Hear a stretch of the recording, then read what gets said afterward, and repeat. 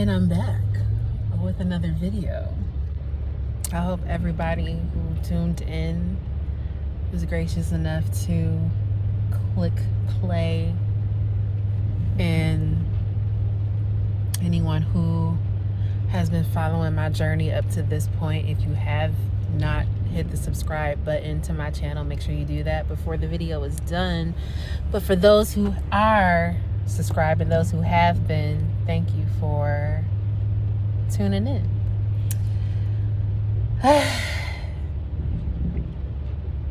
How y'all doing? Let's start there. I hope everybody watching is doing well, even if you feel like you're not exactly where you want to be along your journey, even if you feel like you're in a transitional stage, because I'm speaking from personal experience up to this point. I feel like life right now, I'm in a transitional phase in life right now, and I feel optimistic about where my journey is leading me, and I just felt led to express that, and not only express that, but share that via my platform today, and to just give some insight and to give some encouraging words or perspective, if you will.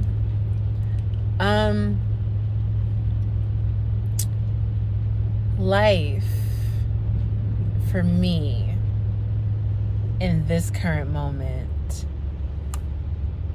is beautiful, and I have to attest that to my perspective, my point of view. Corny, I am a little bit. But in all seriousness, I have to attest that to my point of view, because I've started my therapy journey. I love my therapist. Shout out to her. But I entitled this video in particular on 11/11, The Garden of Abundance, because I just feel like everybody has their own personal garden, right? And you can sow seeds of whatever you want in your garden. I'm speaking from a metaphorical sense, or an actual sense. You may actually have a garden. But you have to be mindful of your garden. Not all gardens are perfect. There may be weeds within your garden that you need to get up out of there so that you can sow seeds of what you actually want to bloom and flourish in your garden. I've had to personally, when I speak in terms of getting weeds out, I had to disassociate myself from certain energies. And this isn't a video saying, oh, I had to disassociate myself from certain people, because along my journey, I've realized, one, and as common as this saying is, people don't really take heed to it. Nobody is perfect. We are all journeying on different paths. We are all on certain levels of life, of our own personal pyramids, as source see fit. And sometimes, reason, season, some people are in your life, some energies are in your life, some things are in your life, some jobs are in your life, whatever it is.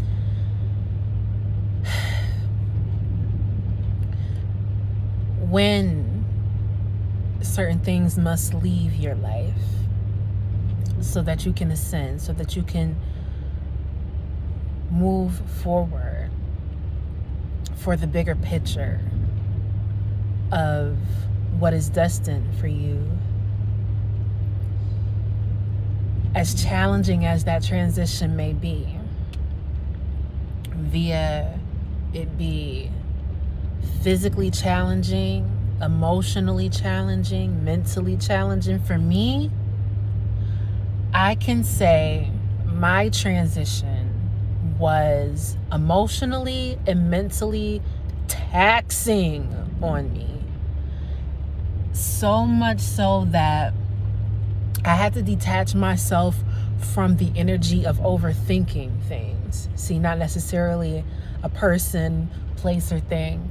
It was really me versus me, and it's always us versus us at the end of the day.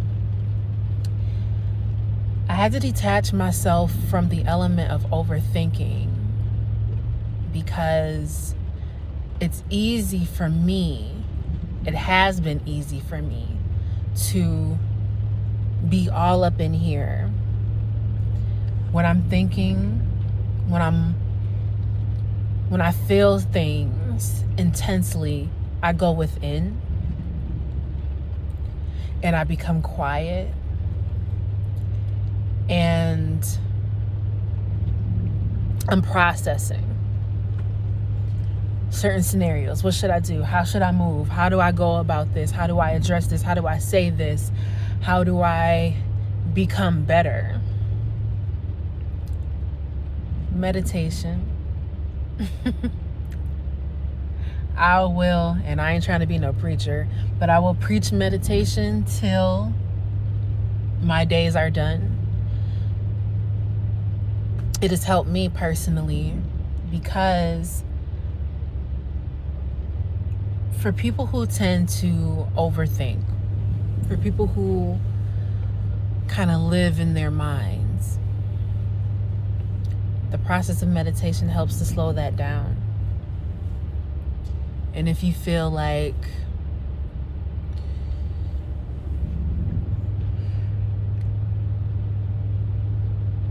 you've wanted to explore the benefits that meditation can bring you, I'm a poster child to say that you should do that. Explore that. Give to yourself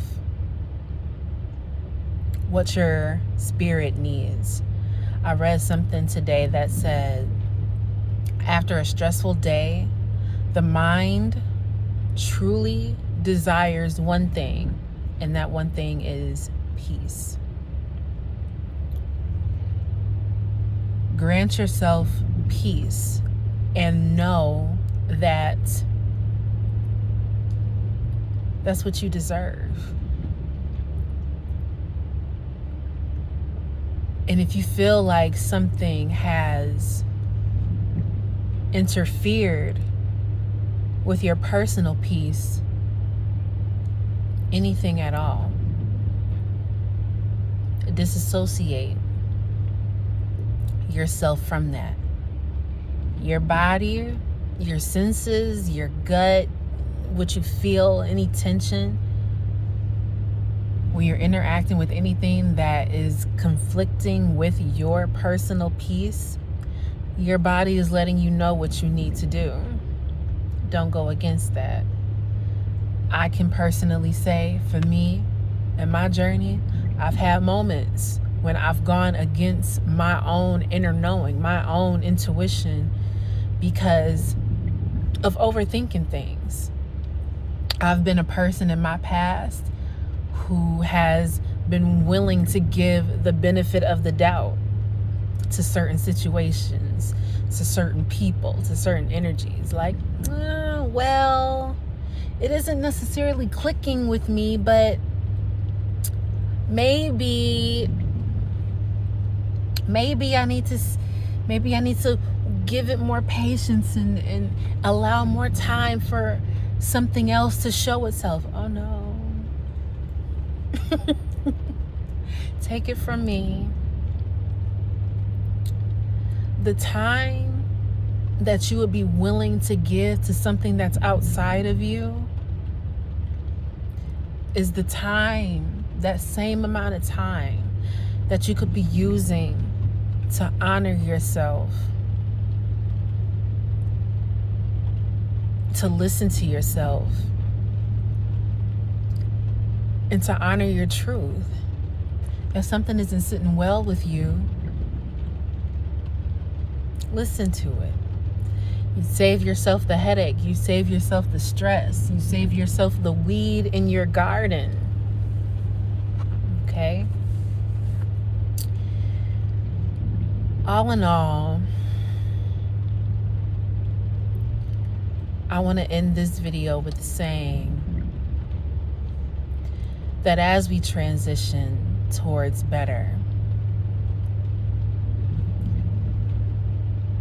honor yourself, honor your boundaries, honor your truth, and know that there's no mistake about it.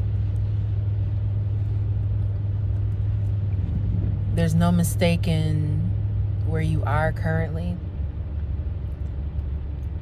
Don't question it. Honor it. And I will catch y'all in the next one. Okay? More peace, more love, unconditionally, divinely.